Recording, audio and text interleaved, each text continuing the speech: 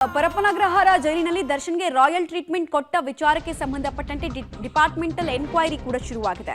ಬಿಂದಾಸ್ ಲೈವ್ ಪ್ರಕರಣದ ಆಂತರಿಕ ತನಿಖೆ ಶುರುವಾಗಿದೆ. ಆನಂದ್ ರೆಡ್ಡಿ, ಸೋಮಶೇಖರ್ರಿಂದ ಆಂತರಿಕ ತನಿಖೆ ನಡೀತಾ ಇದೆ. ನಿನ್ನೆ ರಾತ್ರಿ ಈ ವಿಚಾರದಲ್ಲಿ ಹೆಚ್ಚಿನ ಮಾಹಿತಿ ತಿಳಿದುಕೊಳ್ಳೋದಕ್ಕೆ ಅಂತಾನೆ ಜೈಲಿಗೆ ಭೇಟಿ ಕೊಟ್ಟು ಖುದ್ದು ತನಿಖೆಯನ್ನು ನಡೆಸ್ತಾ ಇದ್ದಾರೆ ಅಧಿಕಾರಿಗಳು. ಸಿಗರೇಟ್ ಹೆಂಗ್ ಸಿಕ್ತು, ಕುರ್ಚಿ ಕಾಫಿ ವ್ಯವಸ್ಥೆ ಮಾಡಿದವರು ಯಾರ್ಯಾರು, ದರ್ಶನ್ ಹಾಗೂ ರೌಡಿ ನಾಗನ ಬ್ಯಾರಕ್ಗೆ ತೆರಳಿ ಮಾಹಿತಿ ಸಂಗ್ರಹಿಸುವ ಕೆಲಸವನ್ನು ಅಧಿಕಾರಿಗಳು ಮಾಡಿದ್ದಾರೆ.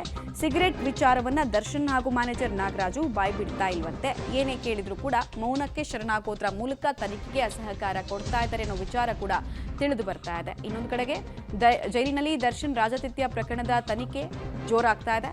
ಇಡೀ ಜೈಲು ತಪಾಸಣೆಯನ್ನ ಮಾಡಿ ವಿಡಿಯೋ ಕಾಲ್ ಧರ್ಮನ ವಿಚಾರಣೆಯನ್ನ ಕೂಡ ಮಾಡಲಾಗಿದೆ. ಮೊಬೈಲ್ ಕುಟ್ಟಿ ಟಾಯ್ಲೆಟ್ಗೆ ಬಿಸಾಡಿರುವಂತಹ ಶಂಕೆ ವ್ಯಕ್ತ ಆಗ್ತಾ ಇದೆ. ಬ್ಯಾರಕ್ ಪೂರ್ತಿ ಹುಡುಕಾಡಿದ್ರು ಜೈಲಲ್ಲಿ ಮೊಬೈಲ್ಗಳ ಅಧಿಕಾರಿಗಳಿಗೆ ಸಿಗ್ತಾ ಇಲ್ಲ. ಅಧಿಕಾರಿಗಳ ಕಣ್ಣಿಗೆ ಮಾತ್ರ ಮೊಬೈಲು ಇಲ್ಲ, ಅದೃಶ್ಯ ಆಗ್ತಾ ಇದೆ. ಈ ವೇಳೆ ಅಧಿಕಾರಿಗಳು ಹಾಗೂ ಸಿಬ್ಬಂದಿಗಳ ನಿರ್ಲಕ್ಷ್ಯ ಬೆಳಕಿಗೆ ಬಂದಿದೆ. ಜೈಲಲ್ಲಿ ಘಟನೆ ನಡೆದಿರೋದು ಸತ್ಯ ಅನ್ನೋದನ್ನ ಅಧಿಕಾರಿಗಳು ಕಂಡುಕೊಂಡಿದ್ದಾರೆ. ದರ್ಶನ್ಗೆ ಸಿಗರೇಟ್ ಸಪ್ಲೈ ಆಗಿರೋದು ನಿಜ ಅಂತ ಕೂಡ ತನಿಖೆಯಲ್ಲಿ ಸಾಬೀತಾಗಿದೆ. ಸಜಾ ಕೈದಿಗಳ ಕ್ರಿಕೆಟ್ ಅನ್ನ ನೋಡಿ ದರ್ಶನ್ ಹಾಗೂ ನಾಗ ಎಂಜಾಯ್ ಮಾಡ್ತಾ ಇದ್ದಂತಹ ಸಂದರ್ಭದಲ್ಲಿ ಫೋಟೋ ತೆಗೆಯಲಾಗಿತ್ತು. ಕ್ರಿಕೆಟ್ ನೋಡ್ತಾ ಇದ್ದಂತಹ ಫೋಟೋವನ್ನು ವೈರಲ್ ಮಾಡಲಾಗಿತ್ತು. ಹೋಮ್ ಸೆಕ್ರೆಟರಿಗೆ ಶಿಸ್ತು ಕ್ರಮದ ತನಿಖಾ ವರದಿಯನ್ನ ಕೂಡ ಈ ತಂಡ ತನಿಖೆ ನಡೆಸಿರುವಂತಹ ಡಿಪಾರ್ಟ್ಮೆಂಟಲ್ ಎನ್ಕ್ವೈರಿ ಮಾಡಿರುವಂತಹ ತಂಡ ಈಗಾಗಲೇ ಸಲ್ಲಿಕೆ ಮಾಡಿದೆ ಅನ್ನೋದು ತಿಳಿದು ಬರ್ತಾ ಇದೆ. ಸೊ ಈ ಫೋಟೋ ಏನು ನೋಡ್ತಾ ಇದ್ರಿ, ಅಲ್ಲಿ ಕ್ರಿಕೆಟ್ ಆಡ್ತಾ ಇದ್ದನ್ನ ನೋಡಿ ಎಂಜಾಯ್ ಮಾಡುವಂತಹ ಸಂದರ್ಭ, ವಿಲಾಸಿ ಜೀವನದ ಕಂಟಿನ್ಯೂಡ್ ಎಪಿಸೋಡ್ಗಳನ್ನು ನೀವು ಗಮನಿಸ್ತಾ ಇದ್ದೀರಾ. ಹಾಗೂ ಅಧಿಕಾರಿಗಳ ತಲಾಶ್ ಮಾಡಿದಾಗ ಮೊಬೈಲ್ ಎಂದಿನಂತೆ ಸಿಕ್ಕಿಲ್ವಂತೆ. ಈ ಪ್ರಹಸನ ಮುಂದುವರಿತಾ ಇದೆ. ಡೀಟೇಲ್ಸ್ ಕೊಡ್ತಾರೆ ಉಮೇಶ್.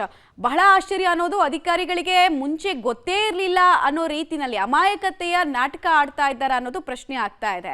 ಮೊಬೈಲ್ ಅಲ್ಲಿ ಸಿಗುತ್ತೆ ಅಥವಾ ಈ ಸಿಗರೇಟ್ ಸಪ್ಲೈ ಆಗತ್ತೆ, ಬೇಕಾದಂಗೆ ವರ್ತಿಸ್ಬೋದು ದುಡ್ಡಿದ್ರೆ ಅನ್ನೋದೇನು ಗೊತ್ತಿಲ್ದಿರೋ ವಿಚಾರಗಳಲ್ಲ. ಬಟ್ ತಿಪ್ಪೆ ಸಾರಿಸೋದಕ್ಕೆ ಮುಂದಾದಂಗೆ ಕಾಣಿಸ್ತಾ ಇದೆ ಮೇಲ್ನೋಟಕ್ಕೆ.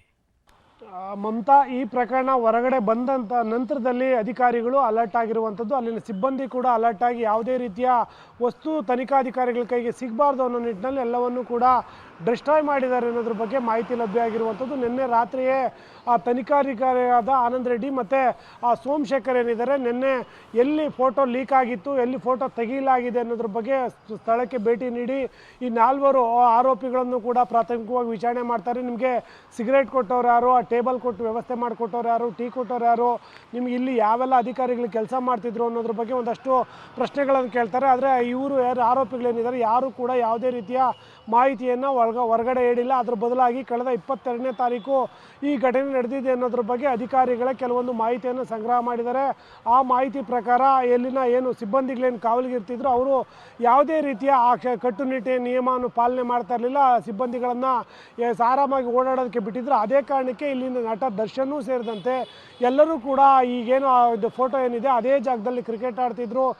ಬೇಕಾದಂತೆ ಎಲ್ಲ ವಸ್ತುಗಳು ಕೂಡ ಅಲ್ಲಿಗೆ ಬರ್ತಾಯಿದ್ವು, ಅಲ್ಲೇ ಕೂತ್ಕೊಂಡು ಎಂಜಾಯ್ ಮಾಡ್ತಿದ್ರು ಅನ್ನೋದ್ರ ಬಗ್ಗೆ ಮಾಹಿತಿ ಇರುವಂಥದ್ದು. ಮತ್ತು ಇನ್ನು ಮೊಬೈಲ್ಗಳು ಕೂಡ ಸಾಕಷ್ಟು ಇರ್ತವೆ ಅನ್ನೋ ನಿಟ್ಟಿನಲ್ಲಿ ಅಧಿಕಾರಿಗಳೇನು ದಾಳಿ ಮಾಡಿದರು. ಈ ವೇಳೆಯಲ್ಲಿ ಒಂದೇ ಒಂದು ಮೊಬೈಲ್ ಕೂಡ ಪತ್ತೆ ಆಗಿಲ್ಲ. ಅದು ಅಧಿಕಾರಿಗಳ ಸಂಶಯದ ಪ್ರಕಾರ ಎಲ್ಲ ಮೊಬೈಲನ್ನು ಕೂಡ ಕುಟ್ಟಿ ಏನೋ ಟಾಯ್ಲೆಟ್ಗಳಲ್ಲಿ ಫ್ಲೆಶ್ ಮಾಡಿದ್ದಾರೆ ಅನ್ನೋ ಅನುಮಾನಗಳು ಕೂಡ ವ್ಯಕ್ತವಾಗಿರುವಂಥದ್ದು. ಈ ನಿಟ್ಟಿನಲ್ಲೂ ಕೂಡ ಒಂದಷ್ಟು ಬೇರೆ ಬೇರೆ ಅಂದರೆ ಯಾವ ಕಾರಣಕ್ಕಾಗಿ ಘಟನೆ ಆಗಿದೆ, ಯಾರ ನಿಯಮ ಉಲ್ಲಂಘನೆ ಮಾಡಿದ್ದಾರೆ, ಮತ್ತು ಇಲ್ಲಿ ಈ ನಿಯಮ ಉಲ್ಲಂಘನೆ ಮಾಡೋದಕ್ಕೆ ಯಾರು ಪ್ರಮುಖ ಕಾರಣ ಅನ್ನೋದ್ರ ಬಗ್ಗೆ ಕೂಡ ಪ್ರಾಥಮಿಕವಾಗಿ ರಿಪೋರ್ಟನ್ನು ತಯಾರು ಮಾಡಿದ್ದಾರೆ. ಈ ವೇಳೆಯಲ್ಲಿ ಜೈಲಿನ ಅಧಿಕಾರಿಗಳ ಏನು ನಿರ್ಲಕ್ಷ್ಯದಿಂದಲೇ ಈ ಘಟನೆ ನಡೆದಿದೆ ಅನ್ನೋದ್ರ ಬಗ್ಗೆ ಸ್ಪಷ್ಟವಾಗಿ ಗೊತ್ತಾಗಿರುವಂಥದ್ದು. ಹೀಗಾಗಿ